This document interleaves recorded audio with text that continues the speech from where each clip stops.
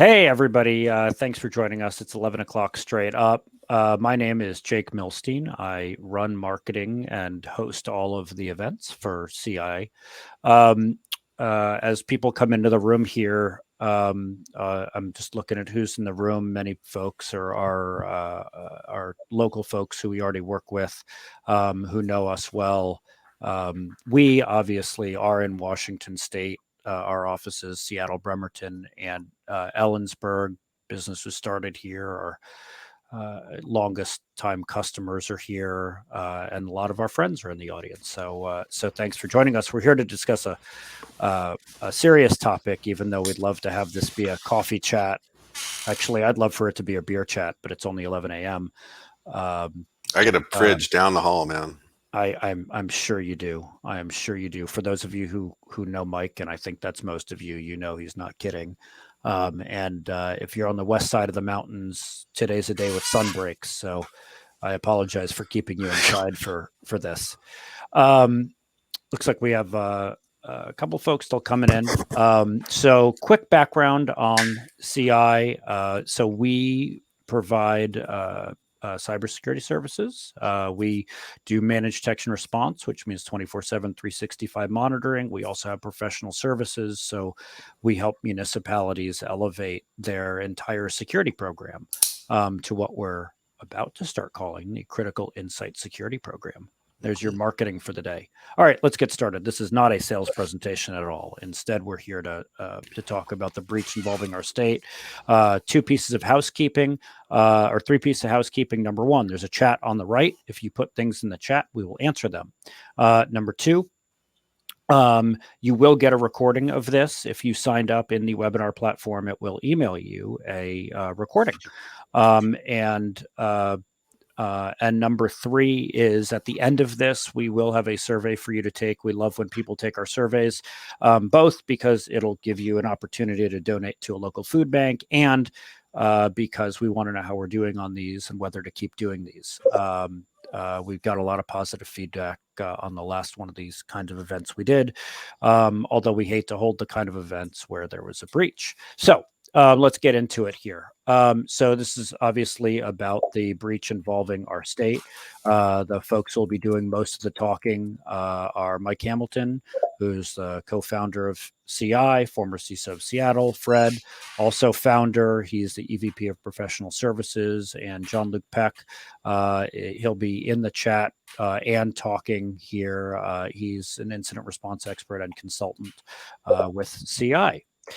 So we're going to cover what we know. We're going to cover the magnitude. We're going to cover what the stolen records might get used for. We're going to cover how did it happen. We're going to have some ideas of what Washington State municipalities should do in reaction to this. And then we'll have some ideas about how to prevent this kind of thing in the future. So the facts so far. So in late December, a criminal exploited an Accellion vulnerability. Accellion's a file transfer service used by the Washington State Auditor's Office. Accellion confirmed the breach about a month later, January 25th. The Auditor's Office is not saying publicly and may not know exactly what files were seen or taken. The Auditor's Office has confirmed Employment Security Department files were impacted, and one of the quotes that they gave out was data files from some local governments were also affected. I think everybody on the call knows that to be true.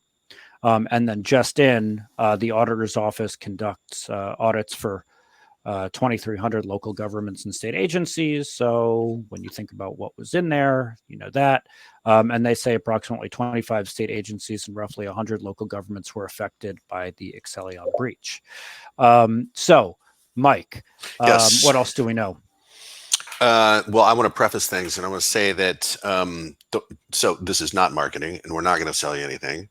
But the reason that we do this is because it's important for us. Because we have a lot of local government customers in Washington, and the more information we can share and actions we can recommend, and the more that this is a conversation rather than a bunch of talking heads, the more secure our customers are. And that means as we monitor, with a sock full of analysts, we will do less firefighting. We want you to be secure. So, we're just going to talk about this, and hopefully this is a two-way conversation, like I say, because I know there is people on this call that know more about this than we do.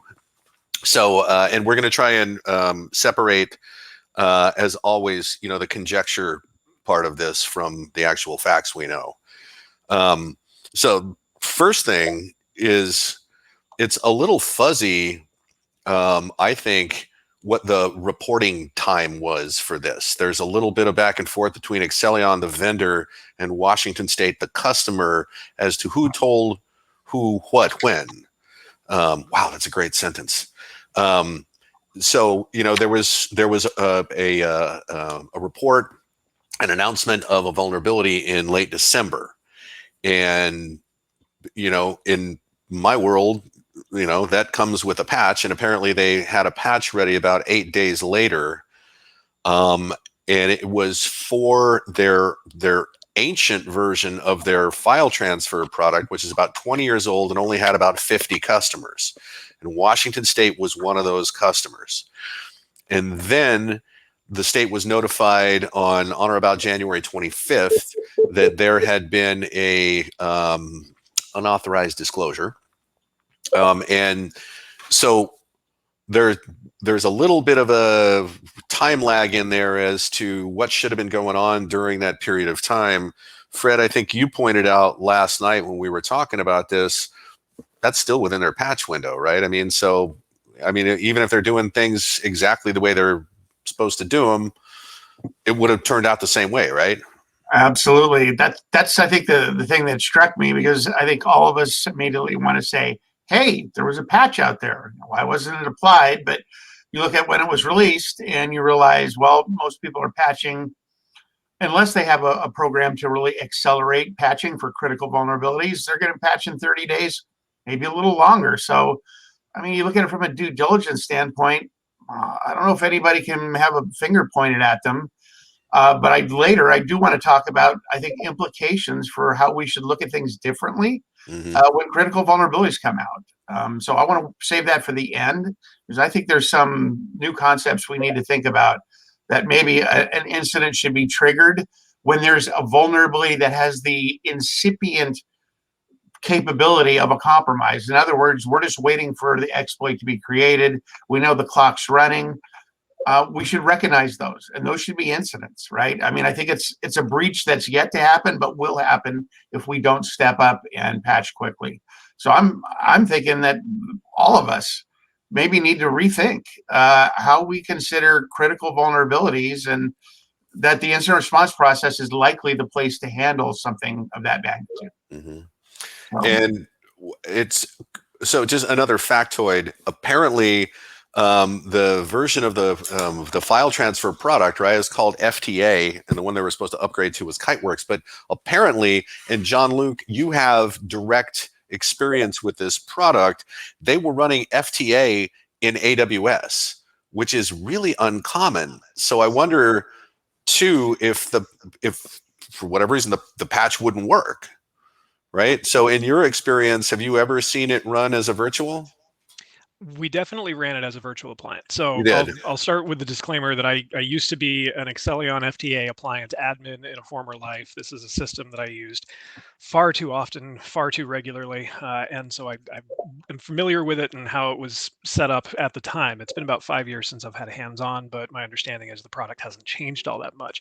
Certainly the security concerns that I had at that point in time didn't go away.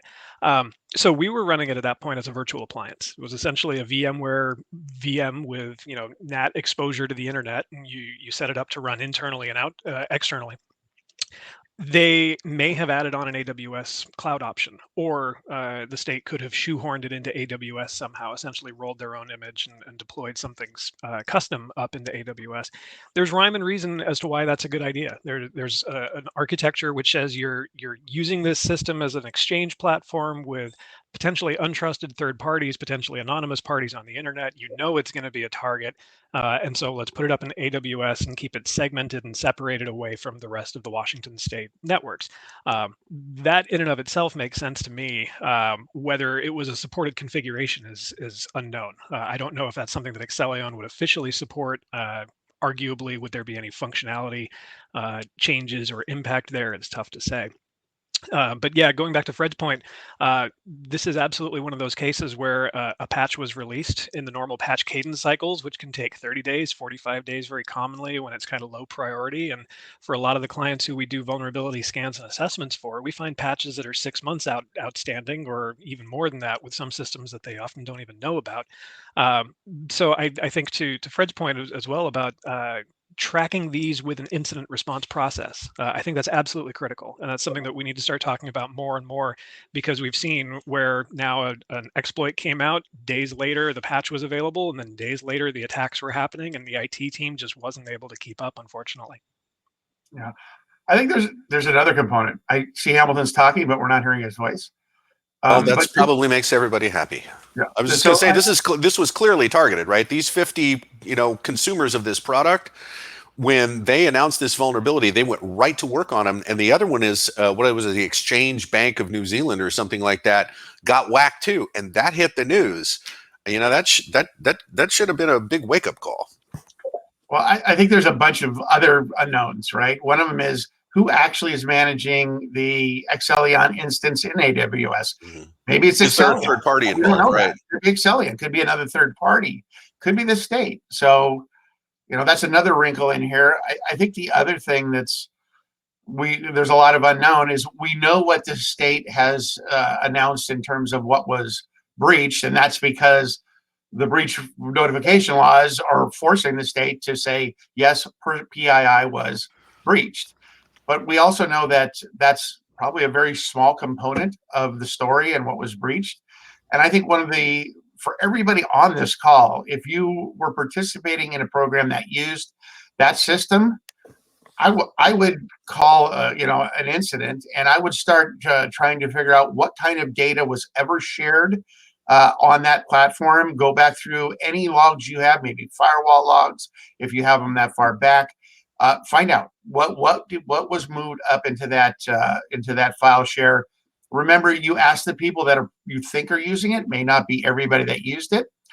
And there are potentially partners of the state, vendors, I believe, from what I understand, that may also have been accessing your folders, right? If you're putting up information to be shared with them.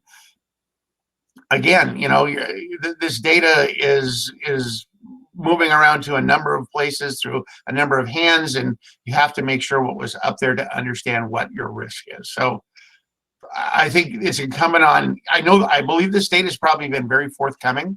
My understanding is they do have a pretty good handle on what data was actually lost.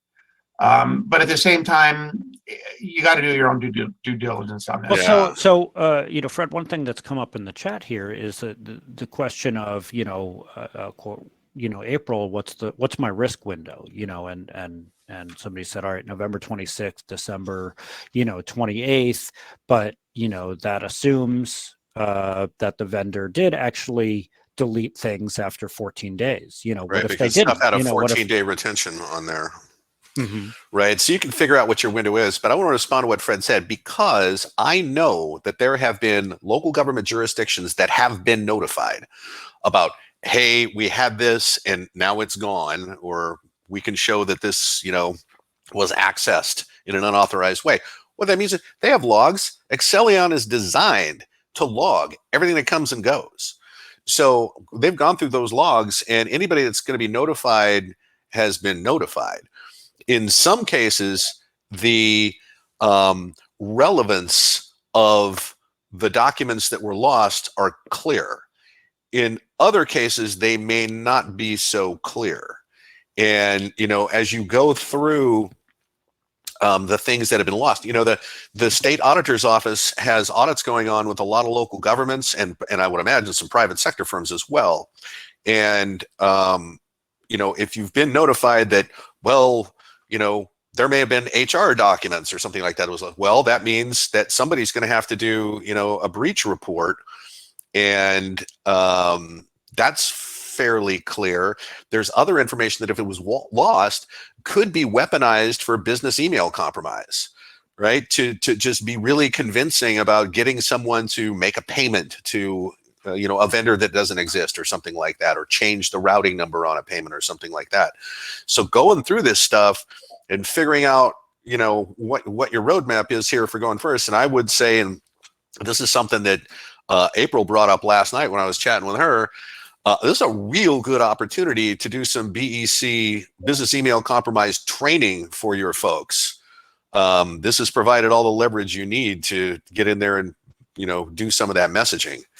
So, I think that brings up the other part of this too, is who owns liability from this. And so the example I'll bring up is this one about Blackbaud, which was a third-party provider, which is what exactly the state was functioning as here. And Blackbaud, they got cybered and lost all kinds of stuff. Well, it happened to belong to a bunch of hospitals. So every one of the individual hospitals had to do their own breach report. Is that going to be replicated at the local government level? I don't know. Is the state just going to take care of everything? I don't think so. So, the question of who owns all the liability here, I think is still up in the air. Well, but we'll get to the liability in a second. I do want to go back to, what do the stolen records here get used for? Business email compromise. What else? Well, I can tell you that if my data was potentially lost, I would start or find somebody to help me do a dark web search. You're going to find probably who potentially was behind this, depending on which auction site it may show up on. If it has specific types of data, it will be split. Things like medical information, socials will go to one auction site. Things you can extort the cities with and say, hey, look, we've got all your network diagrams and your vulnerability scans that you've done. We basically can sell this to anyone and they can take you down. You're probably quite likely to do one of two things: either call an emergency and start patching like crazy. Probably a good idea here if you're in that instance. But also you're going to have to deal with, do I try to get the data? Do I try to pay for it? Usually a bad idea. They're just going to resell it to somebody else. But you at least will know your exposure by monitoring what's going out on the dark web, because this is the kind of stuff that'll get monetized at some point, right? Yeah, one thing that this is just in the back of my mind, how this double extortion ransomware stuff works. I don't know if there's been enough information disclosed to be able to compromise a network, but they're already holding on to a lot of stuff that they might be able to use in a double extortion too. To me, this is a third party security issue to me. And it's going to sound weird, but I think if local governments are going to be required by the state to use state services for things like file transfer, local governments ought to expect the state to show your security papers and prove to me that the stuff that you're forcing me to use is secure and you've got an upgrade path and it's not 20 years old, which it is. That's a can of worms, but certainly here, and I'm trying to relate this to some of the things that we do. We have vendors that you got to use our portal for this. All right, well, great. Let me check it out. And so I think so probably a contractual issue is in scope here. Do your contracts articulate this issue of liability? And, if you fall down and you can't keep your stuff secure and you're forcing me to use it, if you broke it, you bought it. And that's really the way I feel about this. So, but so serious question here. If I'm a city, and Mike, you're the CISO for Seattle, do you have that leverage? Can you say to the state, show me the papers? I think you can. Yeah. It's especially so Washington State has no eyes left to blacken, and I believe that everybody is going to be a little more receptive to, before we start giving you stuff, I'm sorry, you got to prove you're not going to lose it. And that's the way we're all instructed to treat vendors.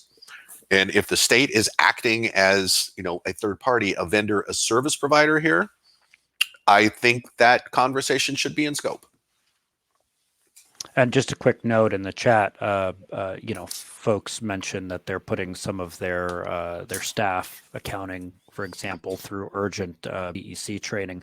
We do security awareness trainings every other Friday. I think there's not one this Friday, but there's one next Friday. Anyway, you can sign people up at that link. If folks feel like they need one this week and there's an urgent need for one this week, I can grab a video for one. Just send me an email at jake@CI Security, and I'll get that to you. If you're doing those trainings, we can certainly help. We don't, we just do those free of charge. So, Mike, you were talking about accountability there, also for the state. At this point, is the state doing everything it should be doing? In my view, the state needs to be trying to determine not necessarily the identity of the actor here, but try to figure out what the motivation of the actor was. Because if this was all straight up, espionage is probably not the right term, but if this was really done by someone that wanted to understand the state's policy positions, specifically with respect to trade with Asian countries, things like that, then there's probably, a reduced risk of having information that was stolen, weaponized, and used against you. So I think the states should be doing that. I think also they need to be doubling down on things like, making sure that they have a really good inventory of all their applications and they know what the state of them is, because the announcement that this thing has gone bad, there's only 50 customers. And we were looking at some research yesterday too. This KiteWorks product, Accellion said, we'll come out and upgrade you for free. I still didn't take them up on it. So, the process there that led to this, I think, needs to be examined. And double checking on that, was it will upgrade you for free and then it won't cost you anymore? I mean, no, it was the professional services that they were going to give for free to do the integration. Isn't that right, Jean-Luc? Yeah, and when you're talking about the kind of migration to so it's worth bringing up. KiteWorks is intended to be like a SharePoint type of competitor. It's a content management system, document management system, enterprise repository type of thing. And so if you're using it to replace Accellion, the FTA, the file transfer appliance, then that migration process is probably going to be pretty straightforward because you're using it as a short-term repository. Now, there are a lot of orgs out there which were using the file transfer appliance for whatever reason, essentially as a long-term file server, and they just wanted to have that kind of accessibility to it.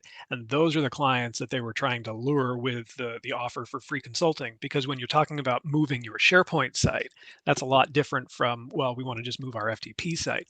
The SharePoint site, those kinds of big enterprise content moves, those are very finicky, super detail oriented, very long projects. And so it's easily within the realm of possibility. That was 6 figures worth of services, if not even more, for larger projects that they were putting forward there and saying, we want to give you these services to move you onto this newer, better, more secure product. Excuse me. I wanted to jump in and kind of cover what I think some responsibilities the state and then the affected agencies, they should be doing their own breach risk assessments. And the states is very different. As Mike alluded to, they need to go across and look at the thing holistically, look at the motivations of the actors, what would happen. And frankly, I believe should produce a position paper, at least for affected entities, that say, here's what we believe the motivations were based on a detailed analysis of what happened and what was taken and what was targeted. And then I think the agencies that are affected need to do the same upward facing analysis. And I really think the two should get together at some point and join hands and figure out, okay, what really happened here? Because everybody working in isolation, that's not going to solve this problem. Okay. And I think that there's got to be some way, and this might be a perfect way if we can't get, as Mike alluded to, the state to show their, papers. Maybe it's that they just have to agree to a lot more closer collaboration amongst everyone on this, because, there's nothing here that right now says I would point a finger at anybody for being fully culpable, right? I think this is just one of those things that happens, right? It's hard to blame this on the state. I got to be honest. Although they should have known we're using a 20-year-old product that the company really doesn't want us to use anymore. I mean, that's it's end of life in 2 months. But the cost difference, John Luke brought. I mean, it could have been just purely for cost, right? I mean, the state's on the financial ropes like every other state right now, so I get that. Yeah, I mean, tough year to do anything. Sander asked the question, if Washington State's getting hit by nation-state actors, and it's safe to assume most other U.S. states are as well, any news on intel from other state government IT departments?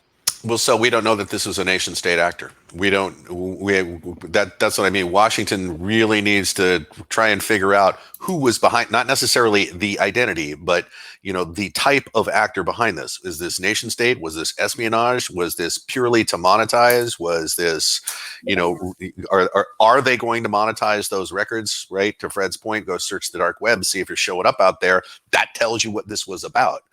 So, who knows? Well, I think you also have to remember that most of the high-end criminal gangs are associated with nation states. I mean, most of the APT groups that are breaking in, I forget, a couple $1 billion this year in ransomware, are most of that is actually part and funded by states. And there's the espionage component where they're getting the information for the state, and then they're monetizing the data to pay for their operations and get rid of it. And then they're going, look, it's not Russia, it's organized crime because everybody's getting ransomware. Exactly. So it's very difficult to say much about who does it, but you can draw some conclusions based on the threat intelligence that's out there and kind of who's behind these things. And another question from the chat is, shouldn't the state be encrypting the data while it's stored on a system that they require us to use? Of course. So, John Luke, what do you know about the encryption capabilities of this product? I was just writing out a fairly lengthy reply here for that comment, because it is a good comment, and you're absolutely right that the encryption should have been a factor there. Now, here's the catch. So when you're talking about encryption with file transfer systems like this, there's a number of varieties of encryption that are possible. The first is the connection from your computer to theirs. Let's just assume they were using like SFTP or TLS or something. There's a good chance it was just FTP. So if that was the case, and all that data is moving across the wire in clear text anyway, and this might be a moot point. Once they receive the file, it's potentially just sitting on their appliance in clear text, like it's just sitting there on a file server like any other file system. They could turn on encryption on the file volume itself, but if you manage to get your way past the perimeter controls, the firewalls, the software controls that are in the web UI, for example, then you're still attacking the server. You're inside the server, which is storing all those files. So the only way to truly encrypt that data would be to make sure that each of the files are encrypted individually. Now, that's doable, but it's super complicated. Ultimately, what that would require is that the senders are responsible for encrypting the data first, then sending it up to the state. Well, that's that way, a good no matter point. what the state was storing it on, the data itself would be encrypted. Zero trust when it comes to the state. Yeah, exactly. Now, I would wager money that very few people, if any, had actually done that with the data that was being transmitted to the SAO. So my hunch is that not much of that was encrypted, unless it was something very sensitive that the senders knew what they were handling. But odds are they just trusted that the appliance was their security safe zone. Speaking of comments in the chat, Sarah Body pointed out that this is a great comment. If I'm butchering your name, I apologize. It takes defenders on average 100 days to patch a critical vulnerability. I want to talk real quickly about an Iranian threat, which was going around a couple of years ago, specific to Pulse VPNs and Juniper devices, if I remember right. They had found an exploit with a firmware version that was a couple years old, that you essentially throw the right kind of packets at the outside of a VPN device or a firewall, and it just barfs up its admin creds. Like, knock, knock, oh, hi, here's my administrator password. What would you like to do with it? The manufacturers and the vendors knew about this. They said, well, it's for a previous firmware release, which we've already patched and taken care of. So we're not going to bother actually filing for a CVE for this. And we're not going to bother releasing a dedicated patch, because all we need our customers to do is to go out and update. Well, the customers weren't updating, and you could see this very clearly on the Shodan results or on the news that was coming out about the Iranian actors who were breaking their way into network after network using these vulnerabilities, which were trivial to exploit and also trivial to correct. And so that's an area where even the vendor just passing off a patch isn't enough. We've got to make sure that the patch is getting applied, which then goes back to Fred and Mike's point about IT teams have to handle this as a priority. We can't just accept, well, there's a critical vulnerability in this critical file transfer service. Let's throw it into our normal patch management cycle, and maybe we'll get to it in a few months' time or so. Because with those kinds of internet-facing services, all it takes is one bad actor with the right exploit, and then it's game over, like we're seeing here.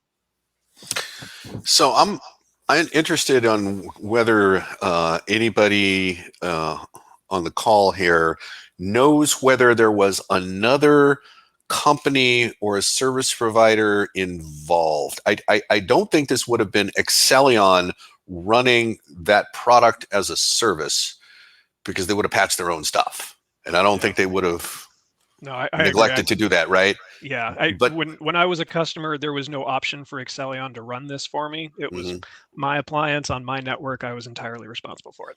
Okay, so either, right, the state of Washington said, okay, well, we're going to put it in, in AWS and we're going to run it, or they hired somebody to do that. And if they hired somebody to do that, we got this whole other liability discussion. Does anybody know? Put it in the chat if you know. Put it in the chat if you know.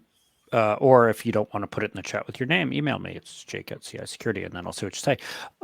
So while we're waiting for folks to answer that question, just looking at the chat, there are sort of two groups of people here. There are people who know what got taken because the state notified them, and then there are people who don't know because they haven't been notified by the state, and they worry that there might have been something in there, and that the second shoe to drop is the state calling in a few weeks or a few months and saying, oh, hey, you too, because we found something else out. For folks in both of those buckets, what do they do now? Fred? Well, I think the ones that have been notified and know, again, you've got to figure out what risks have been exposed. And it's not just EPHI or PII. It's business email compromise. It's, anything about your architecture that could be leveraged, for intelligence and reconnaissance, and start thinking about, are there things that I need to go do right now? Right now, and start patching or fixing or reconfiguring, because, the timer, the green flags dropped, right? The bad guys are starting to figure out, how am I going to, utilize this data? The other folks, my gut feeling is that the state probably, because, as John Luke alluded to, the nature of Accellion is to be a highly auditable system. I mean, that's what it's built for. That's why it's there, is to be highly auditable. And as long as the bad guys didn't get to the logs, which is, we don't know that yet, but as long as they haven't, I think the state's probably done a good job of notifying anyone that has been affected. Again, you can keep digging and you may find out other signs of persistence and other bad things have happened. But my gut feeling says, if you haven't been notified now, I don't think you're probably going to be notified. I don't think you've been breached. This would be my take.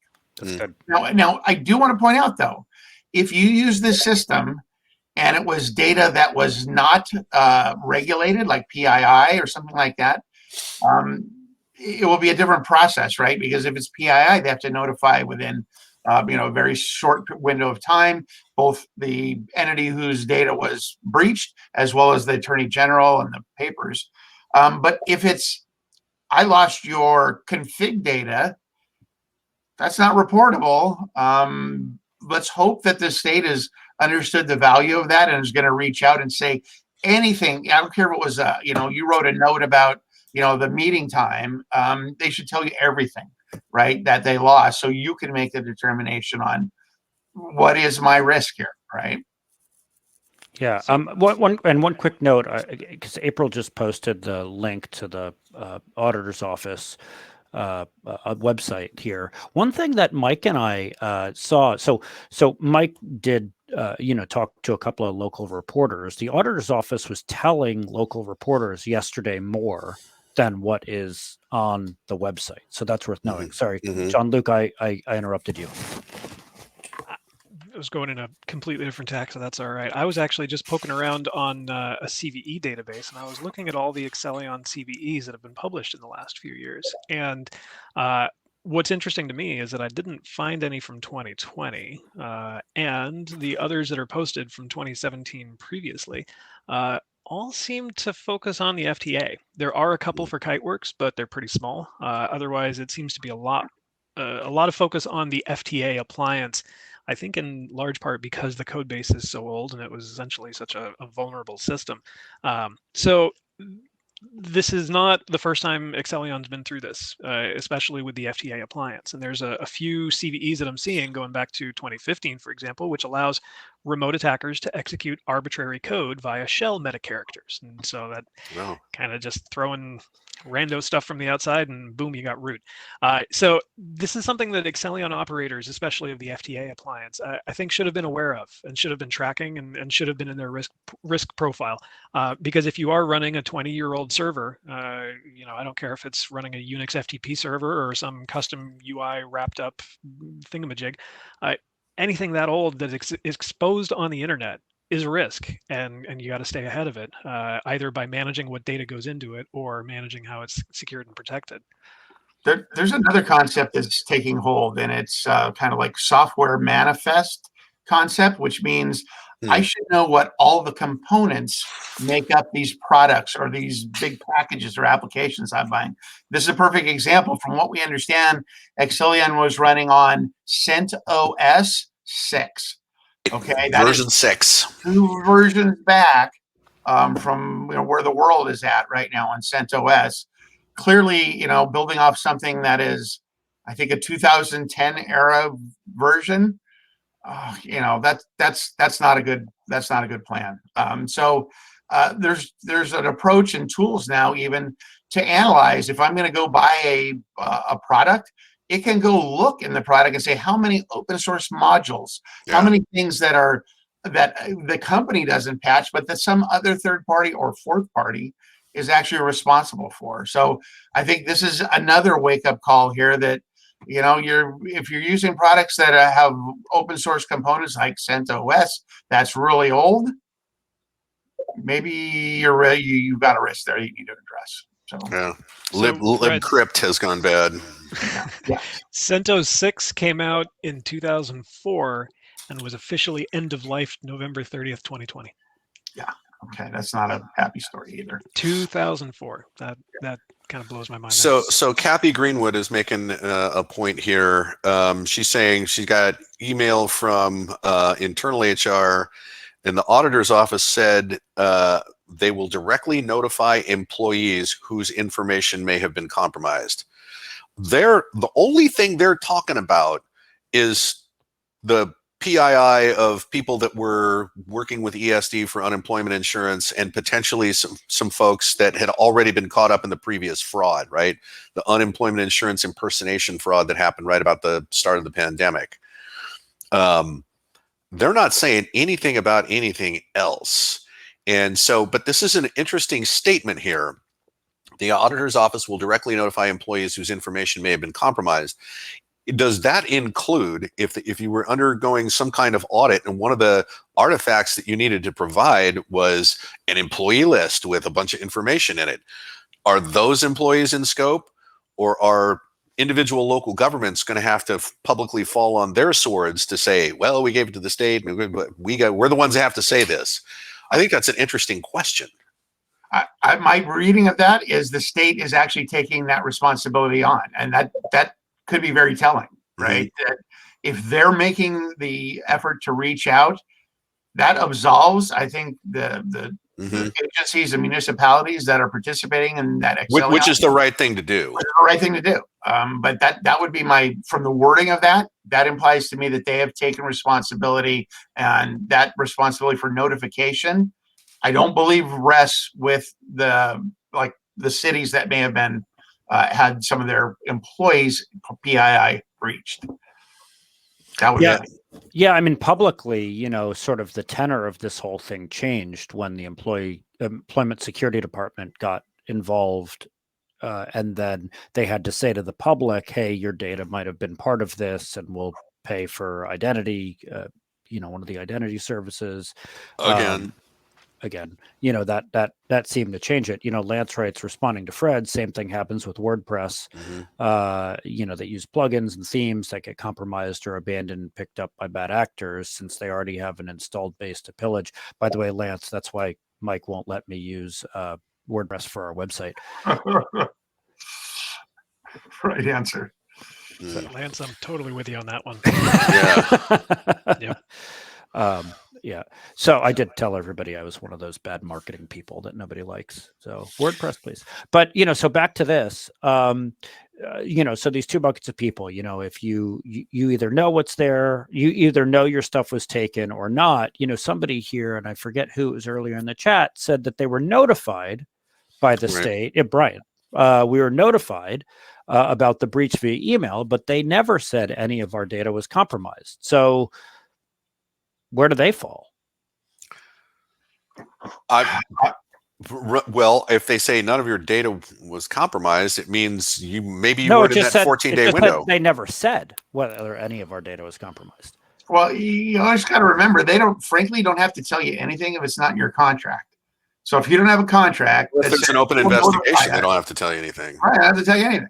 Right, and that's why we pound on the table that security starts in procurement and contracts, and if you're not putting it there, you can't complain about it later, right? Yeah. So that reminds me, Mike does have Mike and JLP have a good third-party questionnaire. Unless you're the third party that gets it. If anybody wants that, email me. I certainly have to give it to all of my marketing vendors, and they hate it. So, but we're happy to supply folks with that. So, Fred, earlier in this conversation, you floated the idea of major patches, having more urgency to them. Let's dig into that. Let's talk about this. Yeah, I want to go down that rabbit hole. I mean, you would think this was a concept that we all probably should have been talking about for a long time. But, when we were talking as a group, it was all kind of a light bulb thing for some of us. And maybe we should be embarrassed that we didn't think about this sooner. But it seems obvious that we should be treating critical patches that are on exposed systems or that have critical functions, that those should be elevated to incidents. And I use the term incipient, meaning it's going to happen, right? It's how long it's going to take, but in the next week, 2 weeks, 3 weeks, somebody's going to take advantage of this because it makes too much sense, from an economic standpoint for the bad guys. So I think in those instances, we need to add a step to our incident response plans, and that would be an actual incident. When something qualifies as it's an exposed key asset, it's easily compromised, it's critical services, and this patch is absolutely known to be critical and frankly well known. And Lord knows if there's an exploit, then that should triple that urgency. But I do believe that it's time to start treating these as we need to scramble everybody and start figuring out what we're going to do to address this. Even if it's just a mitigating measure of some kind. There's a lot of times, you can do things in the interim. If you can't patch immediately, you may be able to crank up monitoring. You may be able to crank up certain types of controls in your firewall or AV. Do something. I think it's time that instead of, going, we'll get it in 30 days, hopefully, maybe those days are over because that's where we're at. So that's what I think the whole industry, I think, needs to take a look at that concept and see if that's where we need to go. Mm-hmm. And April is pointing out that, if we had a template with RFP language in it, that could be easily lifted. We have one of those. We'll give it to anybody that wants it. It's fairly useful, probably needs to be, brought up to be a little more current. But it's got, a tab for if you're going to buy a SaaS application, here are the questions you ask. If you're going to, and the other part of this is, the third party, the standards for show your papers. Our process is to require a high trust or other industry certification, that is just undeniable, or show me your SOC 2 Type 2 report. or show me a third-party assessment against a standard that we recognize, or here's our god-awful questionnaire, and we'll see you in about 2 weeks, because that's about how long it's going to take to do this. And so in order of preference, that's the way it goes. And so, a good place to land on that is, getting a SOC 2 report from everybody. It's better than nothing.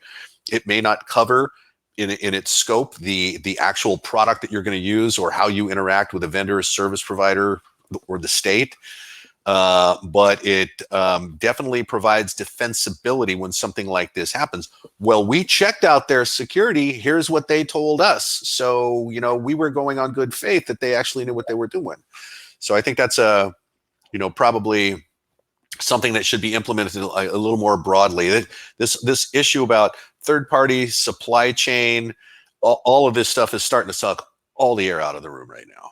Oh, and I'm giving away something here that's not yet released, but I think people here know that we have a healthcare side of the business too, and we're about to release a breach report in healthcare, and the major story for the second half of 2020 is third-party breaches and the number of records that bad guys can get from those third parties, and they're just going after those third parties more than they're going after the hospitals. The same here true for municipalities. I probably just broke some embargo rule by saying that out loud. I want to go back to what to Fred's idea that these when these vulnerabilities come out, these patches come out, it's got to be elevated. Jean-Luc, I see you have a friend with you. What do you think? I mean, is that something that's actually possible? Well, it is possible with some evolution. I think the industry to some degree needs to make that a well-known concept, if not a best practice. And I don't know that kicking the door down at cities and local agencies is maybe the most receptive audience to that. But conceptually, if I'm running one of these organizations, I'm going to try to find a way to make that happen, even if I can't write it down and make it official. It's never going to end well, right? If you don't address those things. So I think if you got to find a way to make that happen.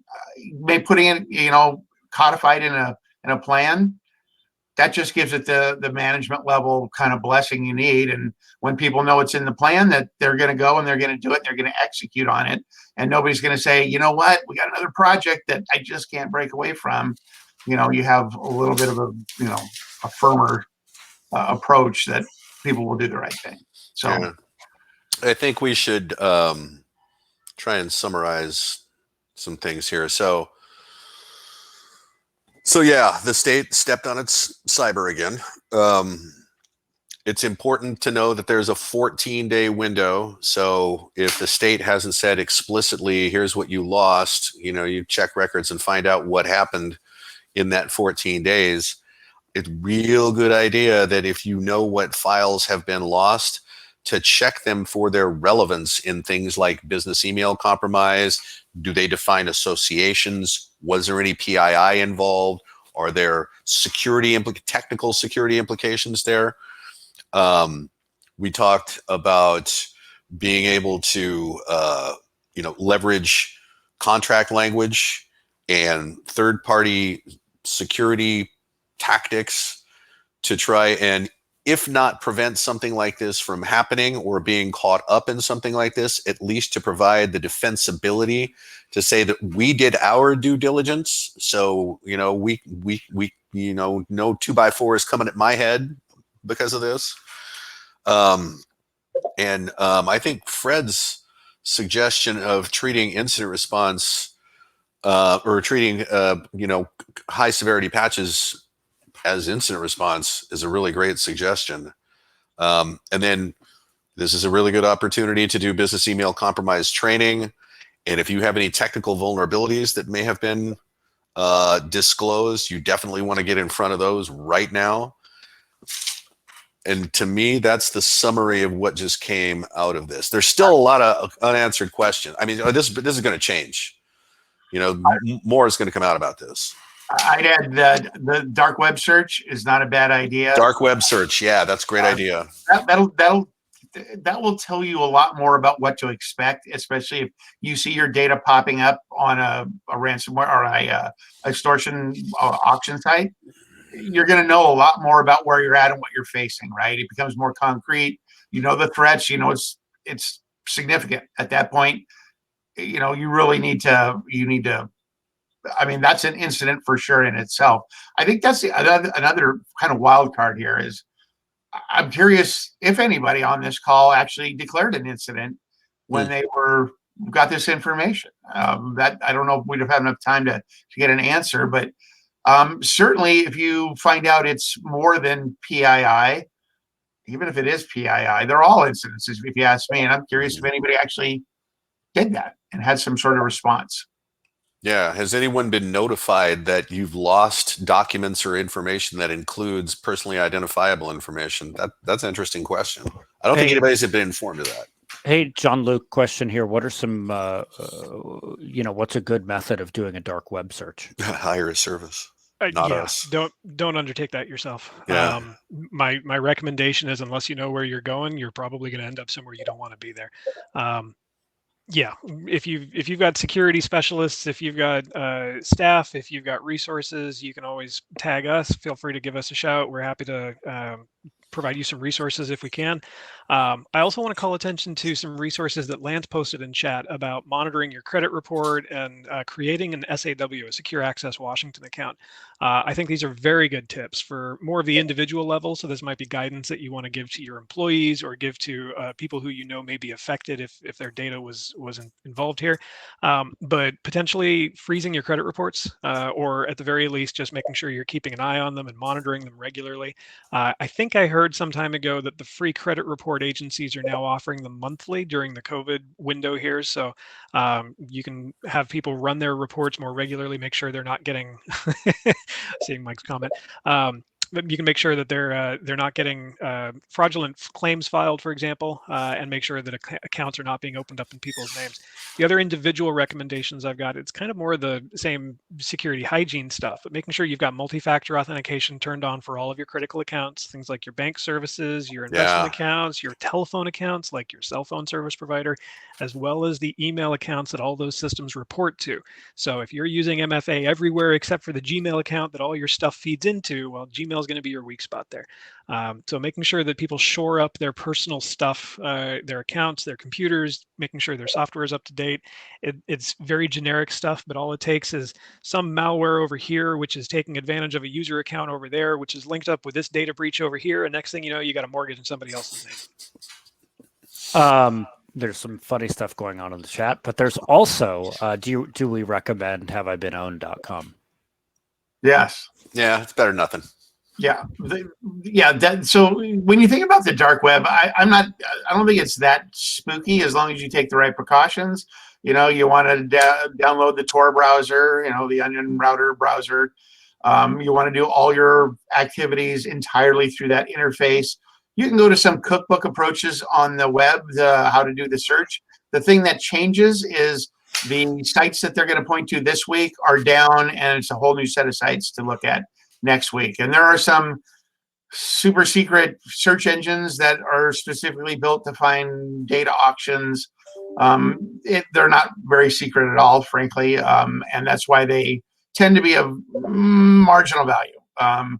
So if you really want somebody that's going to monitor over like a couple weeks, basically looking daily, maybe a couple times a day, doing a scrape of a whole bunch of auction sites, that's probably when you want to go out to somebody, that can help you do that rather than doing it yourself. Yeah. Should folks review the state vendor list and look for any matches to their contracts? Mm-hmm. Heck yeah. Yeah. and yes, you should use your neighbor's Wi-Fi and not your own. That'll keep you secure. The chat is really the best part of these things. Hey, so we only have a couple of minutes left here. I do want to tell folks, we do take these events well, mostly seriously, as seriously as we take anything. And there is a survey we would love for you to take. It is in the chat there. We want to know if we are doing these things well. We do deeply, deeply recognize the irony of giving you a link in the middle of an InfoSec discussion, but there's no better way to deliver you the survey. So we say what all the criminals say, which is trust us. The other thing is, if you're, look, this is the part where I say, I'm sorry, I work in marketing, and Fred and Mike and Jean-Luc get really angry with me. We do monitor networks 24/7, 365. This is something we can help with, right? Right. Okay. That's enough of the marketing. So, last thoughts from everybody. Let's start with Jean-Luc. Final thoughts. There's a lot of moving parts in this. I think ultimately it's going to land in the state because the system was owned and operated by them using their systems that they were responsible for, unless we get word that it was a third party's AWS account, at which point I think a whole new line of questioning comes up. But ultimately it still comes down to the basics, patch management. Fred? Yeah, I think start looking into an evolved patch management strategy. It just, look, the history in the last year says you can't wait 30 days anymore on criticals. And I just think that's a huge takeaway from this. Mike? I just think there's more information to come out, and we're trying to act now. We're trying to push out what we know now and say what to do. Frankly, if you lost some vulnerability stuff, use this as threat intelligence to focus your security activities and get the right.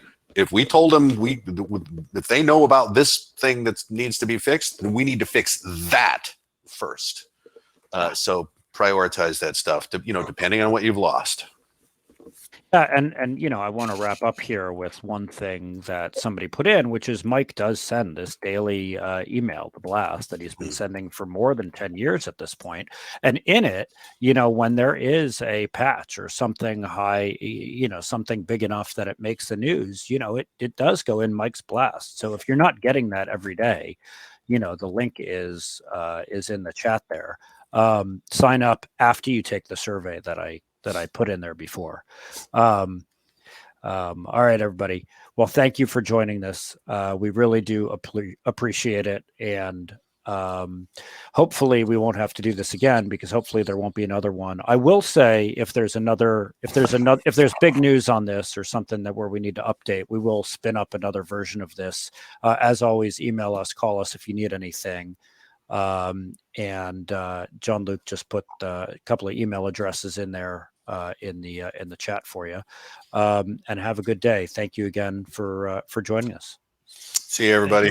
Thanks, everyone.